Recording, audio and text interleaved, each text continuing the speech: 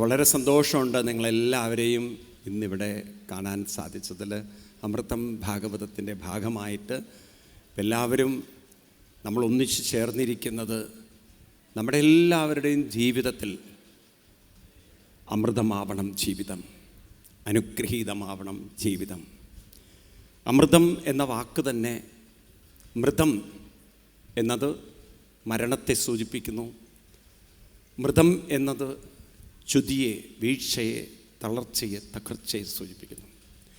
അമൃതം എന്ന വാക്കിനർത്ഥം എല്ലാ മൃതത്തിൽ നിന്നും, ചുതിയിൽ നിന്നും, വീഴ്ചയിൽ നിന്നും, ദുഃഖത്തിൽ നിന്നുമൊക്കെ മനുഷ്യ മനസ്സിനെ ഉയർത്തുന്ന വാക്കാണ് അമൃതം. അതാണ് ആചാര്യൻ പറഞ്ഞിരിക്കുന്നത്, അസതോമ സദ്ഗമയ തമസോമ ജ്യോതിർഗമയ മൃത്യോർമ അമൃതം ഗമയ. ജ്യോതിസ്സിലേക്ക് ഉയരണം, അപ്പോഴാണ് അമൃതത്വം കൈവരിക്കാൻ സാധിക്കുക. ഈ ജ്യോതിസ് എന്ന് പറയുന്നത് മറ്റൊന്നുമല്ല, നമ്മുടെ ഉള്ളിലുണ്ടാകുന്ന, മനസ്സിനുണ്ടാകുന്ന ഫലമാണ്, അറിവാണ്, ശക്തിയാണ്, കരുത്താണ്, ആനന്ദമാണ്. ഈ ഒരു നിമിഷം നമ്മൾ നാമം ചൊല്ലുമ്പോൾ നമ്മുടെ മനസ്സ് അമൃതത്വത്തിലേക്ക് ഉയരുകയാണ്. ആ അമൃതത്വ ശക്തി നമുക്ക് ജീവിതത്തിലുടനീളം നിലനിർത്താൻ സാധിക്കുമ്പോഴാണ് ജീവിതം ധന്യമാവുന്നത്. എത്ര കാലം നമ്മൾ ജീവിച്ചു എന്നുള്ളതല്ല, നമ്മളെങ്ങനെ ജീവിച്ചു എന്നുള്ളതുമല്ല. എങ്ങനെ ജീവിച്ചു എന്നൊക്കെ പറയുമ്പോൾ എല്ലാവരും സുഖമായിട്ട് ജീവിച്ചു എന്നൊക്കെ നുണ പറയും. പക്ഷെ ഏറ്റവും പ്രധാനം നാം എങ്ങനെയാണ് ജീവിതത്തെ നേരിടുന്നത്, എങ്ങനെയാണ് നാം ജീവിതത്തെ പ്രയോജനപ്പെടുത്തുന്നത്. How I am using my life, how I am making useful to myself. എൻ്റെ ജീവിതത്തെ ഞാൻ എങ്ങനെ പ്രയോജനപ്പെടുത്തുന്നു, ഇത് വളരെ ഇമ്പോർട്ടൻ്റ് ആണ്. ഞാൻ എങ്ങനെ ജീവിതത്തെ കൊണ്ടു നടക്കുന്നു, ഞാൻ എങ്ങനെ എൻ്റെ ജീവിതത്തെ മുന്നോട്ട് നയിക്കുന്നു, how I am leading my life. അപ്പം അതിൽ ഞാൻ എന്ന് പറയുന്ന ഘടകം അത് വളരെ ഇമ്പോർട്ടൻ്റ്. നമ്മളെ ശ്രദ്ധ മുഴുവൻ ആ ഞാനിനെ നയിക്കുന്നതിലായിരിക്കണം, ഞാനിനെ ഉയർത്തുന്നതിലായിരിക്കണം, ഞാനിനെ മുന്നോട്ട് കൊണ്ടുപോകുന്നതിലായിരിക്കണം. ഇപ്പം ജീവിതത്തിൽ രണ്ട് ഓപ്ഷൻസ് മനുഷ്യർക്കൊക്കെ ഉണ്ട്. ഒന്ന്, നമ്മൾ ആഗ്രഹിക്കുന്നതൊക്കെ കിട്ടുക, നേടുക, അനുഭവിക്കുക, ആസ്വദിക്കുക. അതാണ് നമ്മൾ ചോദിക്കുക, എങ്ങനെയുണ്ട് ജീവിതം, സുഖമായിട്ടിരിക്കണോ പറഞ്ഞാൽ എന്താണ്, ഞാൻ ആഗ്രഹിക്കുന്ന പോലെയൊക്കെ കുറേ കാര്യങ്ങൾ എനിക്ക് കിട്ടുന്നുണ്ട്.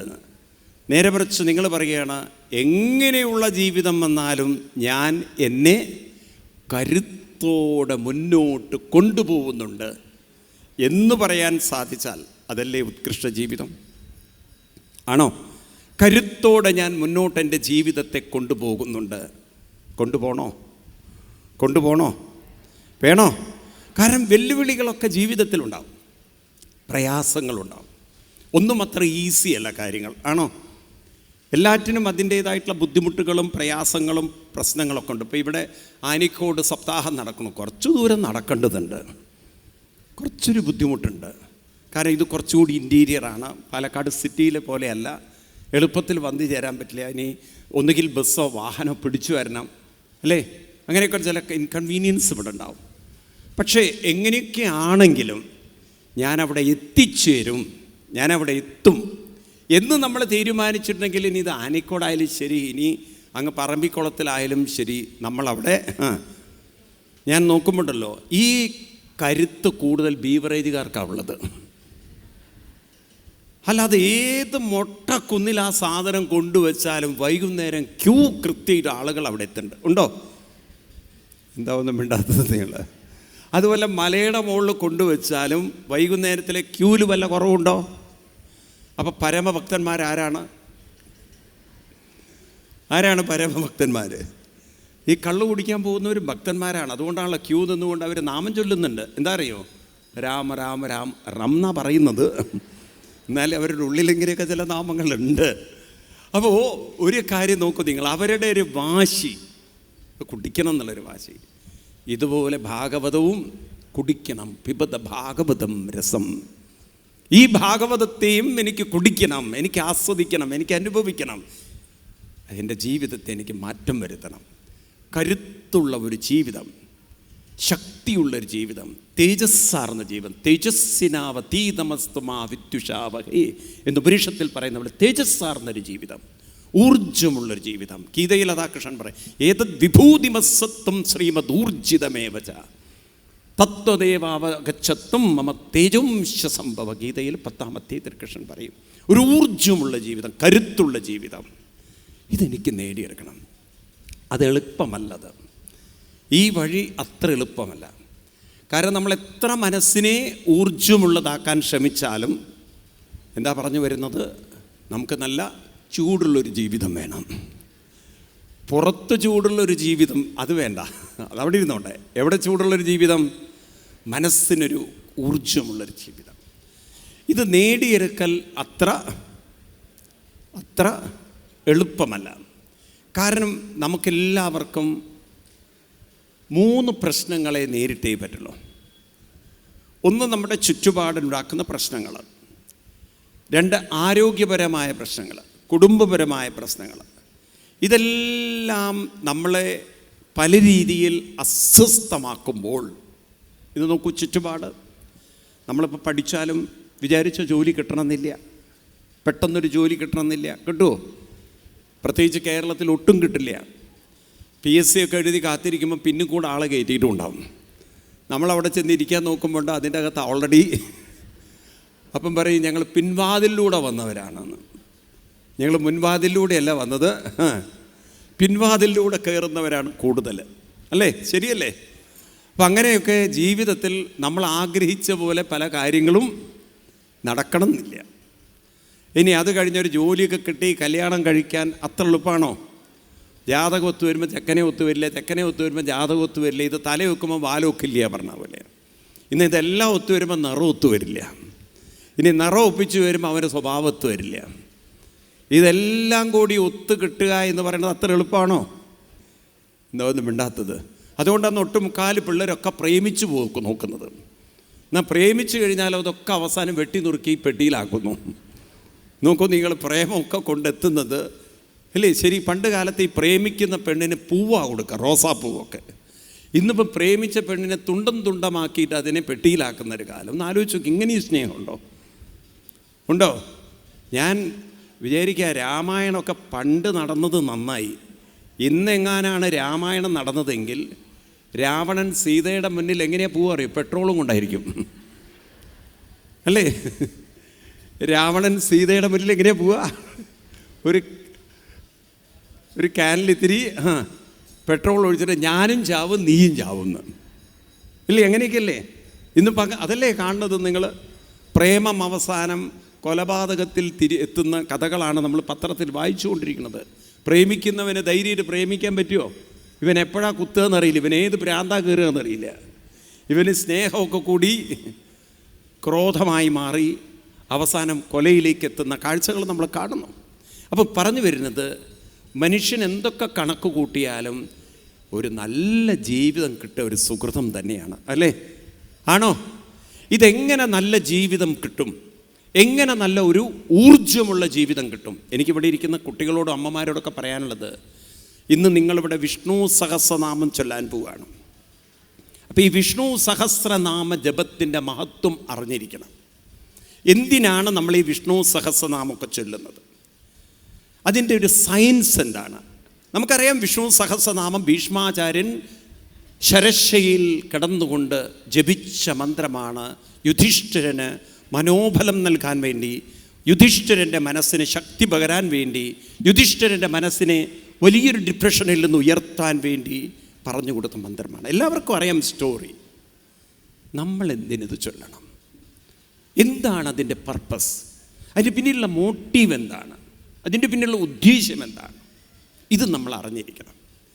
ഈ വിഷ്ണു സഹസ്രനാമം ഇത് മന്ത്രമാണ്. മനനം ചെയ്ത് വികസിപ്പിച്ചെടുക്കുന്നതാണ് മന്ത്രങ്ങൾ. ഓരോ ശബ്ദത്തിനും അതിൻ്റേതായിട്ടുള്ള ഒരു ഊർജ്ജശക്തിയുണ്ട്. ഏത് ശബ്ദത്തിനുമുണ്ട് ശക്തി. ഇപ്പം നിങ്ങളെ 10 ദിവസം കഴുതയെന്ന് വിളിച്ചു കഴിഞ്ഞാൽ നിങ്ങളുടെ മനോബലം എങ്ങനെ ഉണ്ടാവും? നിങ്ങളുടെ മുഖത്ത് നോക്കി, കഴുത എവിടെ വരൂ, കഴുത എവിടെ വരൂ, കഴുത എവിടെ വരൂ എന്ന് ദിവസം പറഞ്ഞു കഴിഞ്ഞാൽ കുറേ കഴിഞ്ഞാൽ മനസ്സിന് ശക്തി കൂടുമോ, ഉള്ള ശക്തി പോവോ? പറയൂ നിങ്ങൾ. ഒരാളെ മുഖത്ത് നോക്കി കഴുതയെ വിളിച്ചാൽ ശക്തി കൂടുമില്ലയോ? എന്താ ഒന്നും മിണ്ടാത്ത നിങ്ങൾ? കൂടോ കുറയോ? കുറയും. എല്ലാവരുടെ മുന്നിലും വെച്ച് വിളിച്ചാലോ നല്ല ശക്തി ഉണ്ടാവും നമുക്ക്. അപ്പോൾ നോക്കൂ നിങ്ങൾ, ചീത്ത വാക്കുകൾ മനസ്സിനെ സ്വാധീനിക്കുമോ? സ്വാധീനിക്കുമില്ലയോ? ചില കുട്ടികൾ അതല്ലേ ചീത്ത വാക്കുകളൊക്കെ പറഞ്ഞ് ചീത്ത വാക്കുകൾ കേട്ട് പ്രകോപിതരായി ഇല്ലേ അടിയിടി ബഹളമൊക്കെ ഉണ്ടാക്കുന്നത്. എന്നെ അവൻ അത് വിളിച്ചു, എന്നെ ഇവൻ ഇത് വിളിച്ചു, അല്ലെ അവൾ ഇത് വിളിച്ചു എന്ന് പറഞ്ഞ് ബഹളം വയ്ക്കുന്നവരില്ലേ? ഉണ്ടോ ഇല്ലയോ? ഈ രീതിയിൽ ചീത്ത വാക്കുകൾ മനസ്സിനെ അലട്ടുമ്പോൾ മനസ്സിൻ്റെ ഊർജ്ജശക്തി, മനസ്സിൻ്റെ മനോബലം കുറയുന്നു. അപ്പം ശബ്ദത്തിന് ഇൻഫ്ലുവൻസ് ചെയ്യാനുള്ള കഴിവുണ്ട്. അതൊരു നെഗറ്റീവ് ശബ്ദമാണെങ്കിൽ മനസ്സിനെ അത് തളർത്തും തുമ്പലം. മന്ത്രം ഒരു പോസിറ്റീവ് ശക്തിയാണ്. ഇപ്പം നിരന്തരം വിഷ്ണു സഹസ്രനാമം ജപിക്കുമ്പോൾ എന്തുണ്ടാവണം? അതിലെ ആ പോസിറ്റീവ് പവർ മനസ്സ് അബ്സോർബ് ചെയ്ത് ക്രമേണ മനോബലം വർദ്ധിക്കണം. കുട്ടികളൊക്കെ ശ്രദ്ധിക്കുക, മനുഷ്യൻ്റെ മനസ്സ് എവിടെയാണെന്ന് ഇതുവരെ കണ്ടെത്താൻ പറ്റാത്ത ഒരു ഭൗതിക ശാസ്ത്ര ലോകത്തിലാണ് നമ്മൾ ജീവിക്കുന്നത്. ഈവൻ ടുഡേ നമ്മൾ ആർട്ടിഫിഷ്യൽ ഇൻ്റലിജൻസിൻ്റെ ഹയസ്റ്റ് ടെക്നോളജിയിലേക്ക് മനുഷ്യൻ ഉയർന്നിട്ടുണ്ടെങ്കിലും ഇന്ന് നമുക്ക് റോബോട്ടിക് സയൻസ്, റോബോട്ടിക് സിസ്റ്റങ്ങൾ വെച്ചുകൊണ്ട് ഓപ്പറേഷൻ സിസ്റ്റങ്ങൾ ഇന്നിപ്പോൾ മെഡിക്കൽ കോളേജുകളിലൊക്കെ ഇനിയിപ്പോൾ കുറേ കഴിഞ്ഞാൽ സർജന്മാർ വേണ്ട, ഈ റോബോട്ട്സുകളെ കൊണ്ട് സർജറി ഇപ്പോൾ ഓൾറെഡി തുടങ്ങിക്കഴിഞ്ഞു. അമേരിക്കയിലൊക്കെ വിദേശ രാജ്യങ്ങളിലൊക്കെ നമുക്ക് എന്താ പറയുക, എയർപോർട്ടിലൊന്നും ആളുകൾ വേണ്ട. ഞാൻ റീസെൻ്റ്ലി ഞാൻ ജപ്പാനിൽ പോയ സമയത്ത് ചില എയർപോർട്ടിലൊന്നും ആരുമില്ല, മുഴുവൻ ഈ റോബോട്ടിക് സിസ്റ്റങ്ങൾ വെച്ച് ആർട്ടിഫിഷ്യൽ ഇൻ്റലിജൻസ് ഇട്ടാണ് ഓൾറെഡി എയർപോർട്ട് റൺ ചെയ്യുന്നത്. ഇന്ത്യയിൽ അത് എത്തിക്കൊണ്ടിരിക്കുന്നേ ഉള്ളൂ, നമ്മൾ അപ്ഡേറ്റഡ് ആയിട്ടില്ല. അപ്പോൾ അത്രയും ടെക്നോളജി അതിൻ്റെ ഹയസ്റ്റിലെത്തുമ്പോഴും മനുഷ്യൻ്റെ ഡിപ്രഷൻ ലെവല്, മനുഷ്യൻ്റെ മനോവിഷമത്തിൻ്റെ ലെവലൊന്നും മാറ്റാൻ ഒരു കണ്ടുപിടുത്തത്തിനും ഇതുവരെ അവർക്ക് പറയൂ സാധിച്ചിട്ടില്ല. എത്രയെത്ര കണ്ടുപിടുത്തങ്ങൾ കണ്ടുപിടിച്ചാലും മനുഷ്യൻ്റെ മനസ്സിൻ്റെ വിഷമങ്ങൾ, വേദനകൾ, ദുഃഖങ്ങൾ, പ്രയാസങ്ങൾ, വിഷാദങ്ങൾ മാറ്റാൻ ഇതുവരെ ഒരു യന്ത്രത്തിനും അവർക്ക് പറയൂ സാധിച്ചിട്ടില്ല. അപ്പം എത്ര ലോകം വികസിച്ചാലും, എത്ര ടെക്നോളജികൾ ഉണ്ടായാലും, എത്ര ഭൗതികമായ ഉയർച്ച ഉണ്ടായാലും മനുഷ്യ മനസ്സിനെക്കുറിച്ചുള്ള അറിവ് ലോകത്തിന് ഇതുവരെ കിട്ടിയിട്ടില്ല. അവിടെയാണ് ഭാരതത്തിൻ്റെ ദർശനം. മനസ്സെവിടെ ഇരിക്കുന്നു? മനസ്സെവിടെ ഇരിക്കുന്നത്? ഇപ്പോഴാണ് നമ്മുടെ മെഡിക്കൽ കോളേജുകളിലൊക്കെ ഒരു ചെറിയ തിരിച്ചറിവുണ്ടായത്. പണ്ടൊക്കെ ഈ മനസ്സെന്ന് പറയുന്നത് ബ്രെയിൻ എന്നാരോ പഠിപ്പിച്ചത്. എന്താണ്? ബ്രെയിൻ സിസ്റ്റം എന്നാണ്. ഇപ്പം അവർക്ക് മനസ്സിലായി സൈക്കെ എന്നൊരു വാക്ക്, സൈക്കി എന്നൊരു വാക്ക് ഉപയോഗിക്കാൻ തുടങ്ങി. അതായത് മനസ്സെന്ന് പറയുന്നത് ഒരു ബ്രെയിൻ ഉപകരണമല്ല, മനസ്സെന്ന് പറയുന്നത് ചിന്തകളുടെ കൂടാരമാണ്. തേനീച്ചക്കൂടെന്നൊക്കെ നമ്മൾ പറയില്ലേ, അതുപോലെ മനസ്സ് എന്ന് പറയുന്നത് ഒരു കാണാൻ പറ്റുന്ന ഉപകരണമല്ല, ബ്രെയിൻ കാണാൻ പറ്റുന്ന ഉപകരണമാണ്. ബ്രെയിനിൻ്റെ ഒരു ചിത്രം നമുക്കൊക്കെ അറിയാം. നിങ്ങൾ ഗൂഗിളിൽ സെർച്ച് ചെയ്ത് നോക്കിക്കഴിഞ്ഞാൽ ബ്രെയിൻ, അതിൻ്റെ ചിത്രം നോക്കിക്കഴിഞ്ഞാൽ ബ്രെയിനിൻ്റെ ചിത്രം, നമ്മൾ തലച്ചോറ് പറയില്ലേ, മരിച്ചു കഴിഞ്ഞാലും ഒരാളുടെ തലയ്ക്കകത്ത് എന്തുണ്ട്? ചോറുണ്ടെന്നോ? ഏത് ചോറിൻ്റെ കാര്യമാണ് പറയണത്? തലയ്ക്കകത്ത് ഏതുണ്ട്? തലച്ചോറുണ്ട്. പക്ഷേ തലയ്ക്കകത്ത് മനസ്സില്ല, മനസ്സ് ശരീരം വിട്ടുപോയി. അപ്പോൾ ഈ മനസ്സ് തലച്ചോറല്ല എന്ന് മനസ്സിലായി. അപ്പം അതുകൊണ്ടാണ് ഇപ്പം മെഡിക്കൽ സയൻസ് സൈക്കെ എന്നൊരു വാക്ക് ഉപയോഗിച്ചത്. എന്താണ്? സൈക്കോളജി, സൈക്കെ. മനസ്സെന്ന് പറയുന്നത് ഒരു ചിന്തകളുടെ കൂടാരമാണ്. അതിന് പ്രത്യേകിച്ച് രൂപഭാവങ്ങൾ കൂടെ വരണം. നിങ്ങൾ മനസ്സിന് പ്രത്യേകിച്ച് രൂപഭാവങ്ങൾ ഇല്ല. അപ്പം അതെവിടെ നിൽക്കുന്നു? മനസ്സെവിടെ നിൽക്കുന്നത്? മനസ്സ് നിൽക്കുന്നത് പ്രാണനിലാണ്. ആരിലാണ്? അതെങ്ങനെയാണ് നമുക്ക് മനസ്സിലാവുക? കാരണം പ്രാണൻ പോയാൽ മനസ്സും പോയി. അതെന്നെ കാര്യം. മരണസമയത്ത് പ്രാണൻ പോകുന്നു, മനസ്സും പോകുന്നു, അല്ലേ? ശരിയല്ലത്? അപ്പം മനസ്സിലാക്കണം, പ്രാണനും മനസ്സും ചേർന്ന് നിൽക്കുന്നത് കൊണ്ടല്ലേ പ്രാണൻ പോകുമ്പോൾ. ഇനി നിങ്ങളൊക്കെ നോക്കൂ, നമ്മൾ പലപ്പോഴും പറയുന്ന ചില വാക്കുകളുണ്ട്, അല്ലേ? പ്രേമം തലയ്ക്ക് കയറിയാൽ പറയും പ്രാണനാഥാണ്. എന്താ പറയുക? പ്രാണനാഥാണ്. അത് ശരിക്കും ഈ പ്രാണനാണോ പറയുന്നത്, മനസ്സാണോ പറയുന്നത്? ചിന്തിച്ചു നോക്ക്, ചിന്തിച്ചിട്ട് ഉത്തരം പറഞ്ഞാൽ മതി. അത് മനസ്സാണോ പറയുന്നത്, പ്രാണനാണോ പറയുന്നത്? ഈ ശ്വാസം പറയോ? ആരാ പറയുന്നത്? മനസ്സാണ്. അപ്പം മനസ്സും പ്രാണനും ചേർന്നത് കൊണ്ടല്ലേ പ്രാണനാഥ എന്ന് പറയുന്നത്. ആയിരിക്കുമോ? പ്രാണനാഥേ. ഇനി വേദനയൊക്കെ വന്നാൽ എന്താ പറയുക? എന്താ പറയുക? എൻ്റെ പ്രാണൻ പോകുന്നു. അത്ര വേദന വന്നാൽ അങ്ങനെയല്ലേ പറയുക? അപ്പോൾ നോക്കൂ, ഇത് പറയുന്നത് പ്രാണനാണോ മനസ്സാണോ? മനസ്സാണ്. എനിക്ക് നിങ്ങളെ പ്രാണനേക്കാളും ഇഷ്ടമാണ് അല്ലേ? പറയാറില്ലേ ഇങ്ങനെയൊക്കെ? ഇതൊക്കെ പറയുമ്പോൾ മനുഷ്യൻ്റെ മനസ്സും പ്രാണനും ചേർന്ന് കിടക്കുന്നത് കൊണ്ടാണ്. ആണോ അല്ലയോ? ആണോ അല്ലയോ? ശ്രദ്ധിക്കുക. ഞാൻ എന്തിനാണ് ഇത് പറയണത് ചോദിച്ചു കഴിഞ്ഞാൽ കുട്ടികൾ അറിയണം. പ്രാണൻ അതുപോലെ മനസ്സ്, ഇതിനെല്ലാം ഒരു പോസിറ്റീവ് സൈഡുമുണ്ട്, ഒരു നെഗറ്റീവ് സൈഡുമുണ്ട്. എല്ലാറ്റിനും പോസിറ്റീവ് സൈഡുണ്ട്, നെഗറ്റീവ് സൈഡുണ്ട്. മനസ്സ് നെഗറ്റീവ് ആവുമ്പോൾ പ്രാണനും നെഗറ്റീവ്. അപ്പം നമ്മുടെ ഊർജ്ജശക്തി മുഴുവൻ താഴോട്ട് പോകും. അതുകൊണ്ടാണ് ഞാൻ നേരത്തെ പറയില്ലേ, നമ്മളെ ആരെങ്കിലും ചീത്ത വിളിക്കണോ, കുറ്റപ്പെടുത്തലുണ്ടാവുന്നു, വിഷമങ്ങൾ വരുമ്പോൾ നമ്മുടെ ഊർജ്ജശക്തി എങ്ങോട്ട് പോവും? താഴോട്ട്. നിങ്ങൾ കുട്ടികളെയൊക്കെ കണ്ടില്ലേ, വിഷമങ്ങളൊക്കെ വന്നാൽ ഉൾവലിയും അങ്ങോട്ട്. എനിക്ക് ആരെയും കാണണ്ട. ഡിപ്രഷൻ അങ്ങനത്തെ ഒരു രോഗമാണ്. ആരെയും കാണണ്ട, എന്നോട് ആരും സംസാരിക്കണ്ട, അങ്ങനെയല്ലേ ഡിപ്രഷനൊക്കെ വന്നു കഴിഞ്ഞാൽ? ആണോ? ഇനിയിപ്പോൾ പരീക്ഷ വരുമല്ലോ, റിസൾട്ട് വരുമല്ലോ. ആ സമയത്ത് നമ്മൾ വിചാരിച്ച പോലെയല്ല റിസൾട്ട് എന്നുണ്ടെങ്കിൽ ആരെങ്കിലും എന്തൊക്കെയാ മോളെ വിശേഷ സുഖം തന്നെയല്ലേ? എനിക്ക് ആരോടും മിണ്ടണ്ട, എനിക്ക് ആരോടും സംസാരിക്കണ്ട. കാരണം ഉൾവലിയണു മനുഷ്യൻ, ആമയെപ്പോലെ. ആരെപ്പോലെ? എന്താ ആമ ചെയ്യുന്നത്? ആമ എന്താ ചെയ്യുക? അതിന് പേടി വന്നാൽ അതിൻ്റെ കാലും കൈയും തലയും ഉള്ളിലേക്ക് വലിയുന്നു. ഇതുപോലെ നെഗറ്റീവായ ചിന്തകൾ നമ്മുടെ പ്രാണബലം കുറച്ച് ഒരാളുടെ ജീവിതം തകർക്കാൻ വേണ്ടാത്ത ചിന്ത കൊണ്ട് സാധിക്കും അല്ലേ?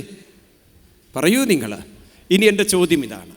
ലോകം നമ്മളെ കളിയാക്കിയാലും, ലോകം നമ്മളെ പരാജയപ്പെടുത്തിയാലും, ജീവിതത്തിൽ പലതും പരാജയം സംഭവിച്ചാലും, മനസ്സ് നമ്മളെ പരാജയപ്പെടുത്താതിരുന്നാൽ നമ്മളെ തോൽപ്പിക്കാൻ ആർക്കെങ്കിലും സാധിക്കുമോ? പറയൂ നിങ്ങൾ. ലോകം എന്നെ പരാജയപ്പെടുത്തിക്കോട്ടെ, ജീവിതം എന്നെ പരാജയപ്പെടുത്തിക്കോട്ടെ, പക്ഷെ മനസ്സെന്നെ പരാജയപ്പെടുത്തരുത്. വേണോ വേണ്ടയോ? മനസ്സെന്നെ പരാജയപ്പെടുത്തരുത്. മനസ്സ് പരാജയപ്പെടുത്താതിരിക്കണമെങ്കിൽ ആ മനസ്സ് ഒരു വശത്ത് നെഗറ്റീവായ ശക്തികളെ വലിക്കുമ്പോൾ അതിനെ മറികടന്ന് പോസിറ്റീവായ ശക്തി കൊണ്ട്, നിങ്ങൾ പ്രഹ്ലാദൻ്റെ കഥയൊന്ന് ഓർത്താൽ മതി. ഒരു വശത്തെ ഹിരണ്യകശിപു ദ്രോഹിക്കുക, ഒരു വശത്തെ ഹിരണ്യകശിപു അപ്പോയിൻ്റ് ചെയ്ത 2 അധ്യാപകരും ദ്രോഹിക്കുക. കഥ അറിയാലോ, ഹിരണ്യകശിപുവിൻ്റെ മകനായ ഉറക്കെ പറയൂ, പ്രഹ്ലാദൻ്റെ കഥ മനസ്സിലായി, അറിയാലോ. ഞാൻ നാളെയാണ് നമുക്ക് വരുന്നത്. നാളെ ഇവിടെ നരസിംഹാവതാരം പ്രത്യക്ഷമാണ്. ആ നരസിംഹത്തിൻ്റെ ഉഗ്രമായ അഭയാനകമായ ആ രൂപം ഈ ആനിക്കോട് ഇവിടെ പ്രകടമാവാമെന്ന് ഭഗവാൻ പ്രോമിസ് ചെയ്തിട്ടുണ്ട്. നാളെ വൈകുന്നേരം നരസിംഹാവതാരമാണ്. അപ്പോൾ പറഞ്ഞു വരുന്നത്, അത്രയും പ്രതികൂലമായ തിരിച്ചടികൾ ഒന്നിൻ്റെ പുറകിൽ ഒന്നായി വരുമ്പോഴും പ്രഹ്ലാദൻ്റെ മനോധൈര്യം, മനോവീര്യം, മനഃശക്തി തകർക്കാൻ, തളർത്താൻ, അവശ്യമാക്കാൻ ആർക്കും സാധിച്ചില്ല. കാരണം ലോകം പരാജയപ്പെടുത്തിയിട്ടും മാനസികമായി പരാജയപ്പെടാത്ത വ്യക്തിയായിരുന്നു. ഉറക്കെ പറയൂ. ഈ ഇരിക്കുന്ന കുട്ടികളൊക്കെ ഓർക്കുക, പരീക്ഷയിൽ ചിലപ്പം ജയിക്കാം, തോൽക്കാം, അതൊക്കെ കാലത്തിൻ്റെ നിയോഗമാണ്. പ്രത്യേകിച്ച് കേരളത്തിൽ പരീക്ഷ എഴുതി പാസ്സായി എന്ന് പറഞ്ഞാൽ തന്നെ അത്ഭുതമൊന്നുമില്ല. കാരണം ഇന്നിപ്പം പരീക്ഷാ പേപ്പറിന് പകരം ആൻസർ പേപ്പർ എടുത്ത് കൊടുക്കുന്ന കാലമാണ്. കഴിഞ്ഞ ദിവസം പരീക്ഷ എഴുതിയ പേപ്പറേ കാണാനില്ല. ഈ കോവിഡ് കാലത്താണ് നിങ്ങളുടെ പാലക്കാട് ഒരു സംഭവം നടന്നു. അറിയൂ നിങ്ങൾ, കോവിഡ് കാലത്ത് SSLC എഴുതിയ എല്ലാവരും പാസ്സായി. ആ സ്കൂൾ പറമ്പിൽ കെട്ടിയ പശുവും പാസ്സായി. അതിവിടെ മാത്രമേ നടന്നിട്ടുള്ളൂ എന്നാണ്. അതെങ്ങനെ സംഭവിച്ചു എന്ന് എനിക്കറിയില്ല, പക്ഷെ അങ്ങനെ സംഭവിച്ചു എന്നാണ്. ഈ രീതിയിൽ പരീക്ഷ പാസ്സാവാൻ പശുവിനും പറ്റുന്ന കാലമാണിത്. കാരണം അങ്ങനെയുള്ളവരെ, ഞാൻ അധ്യാപകരെ കുറ്റം പറയല്ല, പക്ഷെ എന്താ അറിയില്ല, നമ്മുടെ കേരളം അങ്ങനെ ആയിപ്പോയി. ഈ രീതിയിൽ നമ്മളെ ലോകം പരാജയപ്പെടുത്തിയേക്കാം. യസ്മാനോ ധിജതേ ലോകാലോകാന്നോ ധിജതേ ചയ ഹർഷാമർഷ ഭയോദ്വേഗേ മുക്തോ സജമേ പ്രിയ എന്ന് ഗീതയിൽ 12-ാം അധ്യായത്തിൽ ശ്രീകൃഷ്ണ ഭഗവാൻ പറയുന്ന പോലെ ലോകം പരാജയപ്പെടുത്തിയേക്കാം. പ്രതിസന്ധികൾ വന്നേക്കാം, പ്രയാസങ്ങൾ വന്നേക്കാം. പക്ഷെ മനസ്സെന്നെ പരാജയപ്പെടുത്തരുത്, മനസ്സെന്നെ തളർത്തരുത്. അതല്ലേ വേണ്ടത്? പറയൂ, നിങ്ങൾ ഉറക്കെ പറയൂ, വേണോ വേണ്ടയോ? ലോകം പരാജയപ്പെടുത്തിയാലും ജീവിതം പരാജയപ്പെടുത്തിയാലും മനസ്സെന്നെ പരാജയപ്പെടുത്തരുത്, മനസ്സെന്നെ തളർത്തരുത്. ഒന്ന് പറയൂ എല്ലാവരും. ലാസ്റ്റുള്ളതല്ല പറയാൻ പറഞ്ഞത്, മുഴുവൻ പറയണം. ലോകം എന്നെ പരാജയപ്പെടുത്തിയാലും ജീവിതം എന്നെ പരാജയപ്പെടുത്തിയാലും മനസ്സെന്നെ പരാജയപ്പെടുത്തരുത്. വേണോ വേണോ വേണ്ടയോ? ഇതാണ് നമ്മൾ ഭാഗവതത്തിലൂടെയും ഈ വിഷ്ണു സഹസ്രനാമത്തിലൂടെയും നേടുന്നത്. അപ്പം അവിടെയാണ് വിഷ്ണു സഹസ്രനാമത്തിൻ്റെ പ്രസക്തി. കണ്ടിന്യൂസ്ലി നമ്മൾ എന്ത് ചെയ്യുന്നുണ്ടോ അത് നമ്മുടെ മനസ്സിനെ ക്രമേണ ക്രമേണ ക്രമേണ സ്വാധീനിക്കും. മനസ്സ് പ്രാണനിലാണെന്ന് പറഞ്ഞു. മനസ്സ് പ്രാണനിൽ ഇന്ദ്രിയങ്ങളിലേക്ക് വ്യാപിച്ചിരിക്കുകയാണ്. എവിടെയാണ്? ഇപ്പം കണ്ണിലൊരു കരട് തട്ടിയാൽ പെട്ടെന്ന് നമ്മൾ ഒരു സെൻസേഷൻ വരും. അപ്പം മനസ്സ് അവിടെ ഉണ്ടെന്നർത്ഥം. ഉണ്ടോ? കാലിൽ ചെറിയൊരു എന്തെങ്കിലും മുള്ളു കുത്തിയാൽ പെട്ടെന്ന് അവിടെ വേദന അനുഭവപ്പെടും. അപ്പം മനസ്സ് അവിടെ എത്തുന്നുണ്ട്. ഉണ്ടോ? അവർക്ക് പറയൂ. അപ്പം മനസ്സെല്ലായിടത്തും വ്യാപിച്ചിരിക്കുകയാണ്. അപ്പം പലതിലും വ്യാപിച്ചിരിക്കുന്ന മനസ്സ്, ഇഷ്ടങ്ങളിൽ വ്യാപിച്ചിരിക്കുന്ന മനസ്സ്. അടുത്ത ആൾ മൊബൈലിലേക്ക് നോക്കിക്കഴിഞ്ഞാൽ നിങ്ങളിരുന്ന് ധ്യാനിക്കുകയാണെങ്കിൽ അടുത്ത ആളുടെ മൊബൈൽ കിടിങ് കിടിങ്, ശ്രദ്ധ പോയി. വൈകുന്നേരം ഇരുന്ന ലളിതാ സഹസ്രനാമം ചെല്ലുമ്പോഴും അപ്പുറത്ത് ടി വിയിൽ സീരിയലിൻ്റെ ശബ്ദം കേട്ടാൽ ലളിതാ സഹസ്രനാമം ലളിതയുടെ കൂടെ പോയി. മനസ്സ് നിൽക്കുമോ?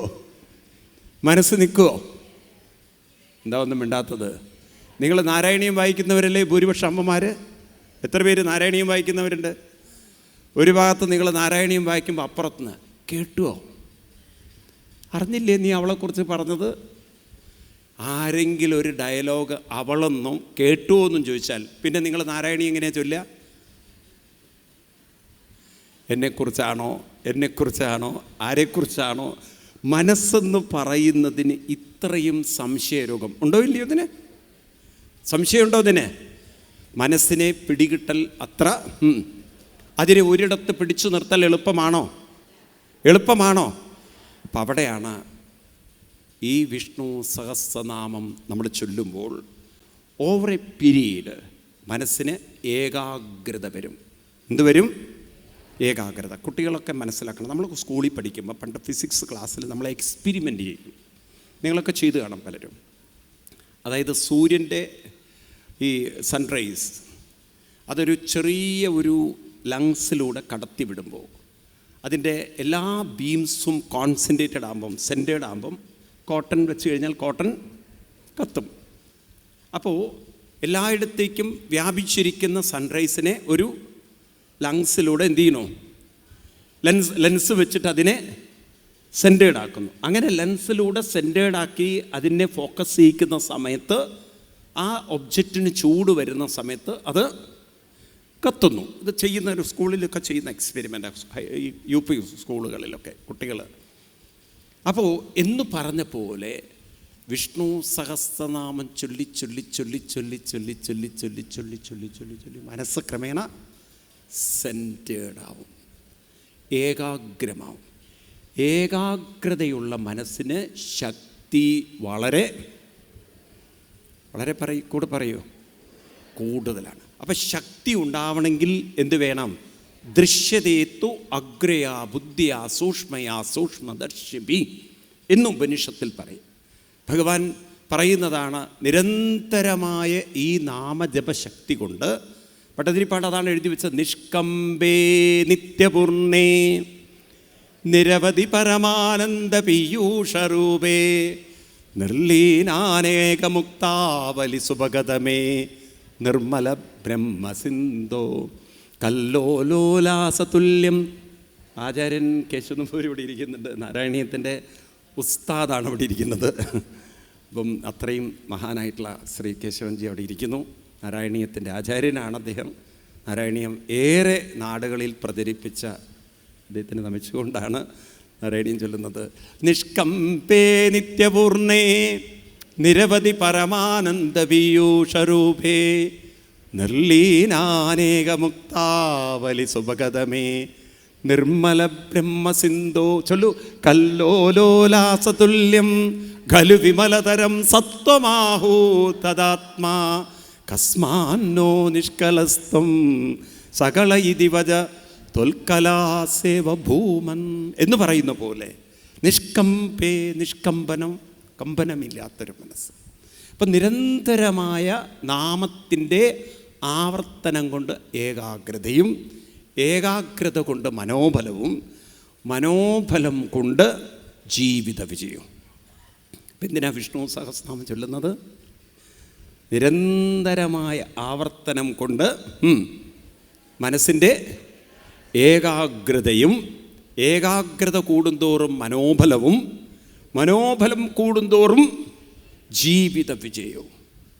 ഇന്ന് നമ്മുടെ കുട്ടികളിൽ ജീവിതം വിജയിക്കുന്നില്ല എന്ന് വെച്ചാൽ പല വിഷമങ്ങളും ദുഃഖങ്ങളും പ്രയാസങ്ങളുണ്ടെങ്കിൽ നമ്മളൊരിക്കലും പ്രശ്നങ്ങളെ ഡിസ്കസ് ചെയ്യരുത്, പ്രോബ്ലങ്ങളെ ഡിസ്കസ് ചെയ്യരുത്. കാരണം പ്രോബ്ലങ്ങളൊക്കെ ജീവിതത്തിൻ്റെ ഒരു അവർക്ക് പറയൂ ഭാഗമാണ്. ഒരു പ്രശ്നമല്ലെങ്കിൽ എന്താ ഒന്നും വേണ്ടാത്തത്, ഒരു പ്രശ്നമല്ലെങ്കിൽ വേറൊരു പ്രശ്നം. ഇപ്പം നിങ്ങളൊക്കെ ഇവിടെ ഇരിക്കുന്നവരൊക്കെ ഓരോരോ പ്രശ്നങ്ങളുള്ളവരാണ്. ആണോ? ആണോ അല്ലയോ? എല്ലാവരും ഓരോരോ പ്രശ്നങ്ങളുള്ളവരാണ്. പലരും പറയും എനിക്ക് സ്വാമി പ്രശ്നങ്ങളൊക്കെ ഉണ്ട്, എന്നാൽ അതൊന്നും എന്നെ കാര്യമായി അലട്ടുന്നില്ല. അതെന്തുകൊണ്ട് അലട്ടുന്നില്ല? കാരണം നിങ്ങളുടെ ജീവിതത്തിൽ ചില കൃത്യനിഷ്ഠകളും അനുഷ്ഠാനങ്ങളും നിങ്ങൾ കൊണ്ട് നടക്കുന്നുണ്ട്. മനസ്സിലായില്ലേ? എത്ര കണ്ട് ഈ അനുഷ്ഠാനങ്ങളും കൃത്യനിഷ്ഠകളും കൊണ്ട് നടക്കുന്നുണ്ടോ അത്ര മനോബലം. ഒന്ന് ഞാൻ പറയാം. ഒരുപക്ഷേ നിങ്ങളിൽ പലരും വിചാരിക്കും നമ്മുടെ കേരളം ഈ നാടിനേക്കാളും മക്കളൊക്കെ ഇപ്പോൾ പുറത്തു പോയാൽ അവിടെയാണ് നല്ലത്. ഇപ്പം അമേരിക്ക, അതുപോലെ മറ്റുള്ള രാജ്യങ്ങളൊക്കെ. എൻ്റെ ജീവിതത്തിൽ ഞാൻ ധാരാളം യാത്ര ചെയ്ത ഒരാളാണ്. അതുകൊണ്ട് പറയുകയാണ്, ഞാൻ കണ്ട ഒരാളെന്നുള്ള നിലയ്ക്ക് പറയുകയാണ്. ഈ ലോകത്തിൽ സമ്പൽ സമൃദ്ധമായ രാജ്യങ്ങളൊക്കെ നിങ്ങൾ നോക്കിക്കോളൂ, ഏറ്റവും കൂടുതൽ മാനസിക പ്രശ്നമുള്ളവരുടെ രാജ്യങ്ങളാണ്. കൂടുതൽ മാനസിക പ്രശ്നങ്ങളാണ്. സ്നേഹം നമ്മളെക്കാളും വളരെ ഡിസിപ്ലിനൊക്കെ ആയിരിക്കാം, പക്ഷെ സ്നേഹം ആത്മാർത്ഥമായില്ല. ഏറ്റവും കൂടുതൽ ഡൈവേഴ്സ് യൂറോപ്യൻ രാജ്യങ്ങളിലാണ്. എന്താണ് പിറന്നാൾ ദിവസം ഹാപ്പി ബർത്ത്ഡേ ഹണി എന്ന് പറഞ്ഞില്ലെങ്കിൽ അവൾ വേറൊരുത്തിൻ്റെ കൂടെ പോയിട്ടുണ്ടാവും. ആലോചിച്ച് നോക്കൂ നിങ്ങൾ. അങ്ങനെയാണെങ്കിൽ നമ്മുടെ നാട്ടിൽ പോകാനേ സമയം ഉണ്ടാവുള്ളൂ, അല്ലേ? ശരിയല്ലത്? അത്രയും അവിടുത്തെ ജീവിതതയിൽ വളരെ നൈവിഷികമാണ്. അതേപോലെ തന്നെയാണ് മക്കൾ 10-16 വയസ്സ് കഴിഞ്ഞാൽ അവർക്ക് വീടുമായിട്ട് യാതൊരു ബന്ധമില്ല. അങ്ങനെ ഒരു ഇൻഡിവിജ്വാലിറ്റി, അവരവരുടെ ഒരു സെൽഫിഷ്നെസ്സിൽ ജീവിച്ച് അങ്ങനെ ജീവിക്കുന്ന ഒരു ലോകം. അതുകൊണ്ട് തന്നെ അവർക്ക് മനോബലം വളരെ വളരെ കുറവാണ്. അതല്ലേ ഇന്ന് ഇന്ത്യയിലേക്ക് അവർ വരുന്നു, ധാരാളം യോഗാ സെൻറ്ററുകൾ. നിങ്ങൾ നോക്കൂ, ഇസ്കോൺ പോലുള്ള പ്രസ്ഥാനങ്ങൾ ഏറ്റവും കൂടുതൽ വിജയിക്കുന്നത് യൂറോപ്യൻ രാജ്യങ്ങളിലാണ്, ഇന്ത്യയെക്കാളും വിജയിക്കുന്നത്. കാരണം അവർക്കൊരു മനസ്സമാധാനം കിട്ടണമെങ്കിൽ ഹരേ രാമ ഹരേ രാമ അത് പാടണം. മനസ്സിലായില്ലേ? നമ്മളെ സംബന്ധിച്ച് എന്തോ സുഹൃതം എന്ന് പറയാം, ഭാഗ്യം എന്ന് പറയാം, ഗുരുത്വം എന്ന് പറയാം. നമ്മുടെ അച്ഛനമ്മമാർ തന്നിരിക്കുന്ന കുറച്ചൊരാത്മീയതയും പിന്നെ ഇതുപോലുള്ള സത്സംഗങ്ങളും ഗുരുപരമ്പരകൾ നമുക്ക് തരുന്ന വലിയൊരു ഗൈഡൻസും ഭാരതത്തിൽ നിറഞ്ഞു നിൽക്കുന്നത് കൊണ്ട്, ഭാരതത്തിൽ ലോകത്തിൽ 2 രാജ്യത്തിലാണ് ഏറ്റവും കൂടുതൽ പോപ്പുലേഷൻ. ഒന്ന് ചൈനയിലും 2 ഇന്ത്യയിലും. ഓൾമോസ്റ്റ് നമ്മൾ സെയിം ആണ്. നമ്മളിപ്പോൾ 150 ആണെങ്കിൽ അവർ 145 ആണ്. പക്ഷേ ഒരു കാര്യം ഞാൻ പറയാം, ഞാൻ ചൈനയിൽ ധാരാളം യാത്ര ചെയ്തിട്ടുണ്ട്. അതുകൊണ്ട് പറയുകയാണ്, ചൈനയിലുള്ളവരെക്കാൾ മനോബലം ഇന്ന് ഇന്ത്യയിലുള്ളവർക്കാണ്. കാരണം നമ്മുടെ ആത്മീയത നമുക്ക് തരുന്നൊരു മനോബലമുണ്ടല്ലോ, അത് വളരെ കൂടുതലാണ്.